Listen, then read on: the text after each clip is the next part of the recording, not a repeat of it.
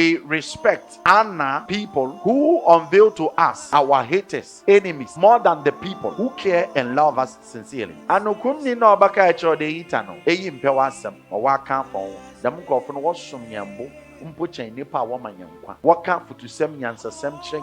Don't let your relationship with people create confusion. Let your relationship with people bring about unity. It is immaturity to make people hate others just because you are not happy with them. You are immature. What you create in people is what you're going to reap. After teaching them how to hate people, you will be the last person they will destroy. Poverty becomes part of a family who do not accept the fact that we ought to stay together sincerely. We are all running away from the wicked people. How many people are also trying to practice kindness? Yet we think carefulness is the only way to protect ourselves from the wicked. I am here to tell you, the wicked is not strong enough to fight the godly-hearted person. They are weak and they don't have what it takes to stand the people of God. So one thing you need to understand, the more you let others feel bad about certain people, you are creating a weakness in them. That weakness you are creating in their heart will open all their secret doors for the entrance of darkness. And when darkness takes over a man, remember, nobody around such person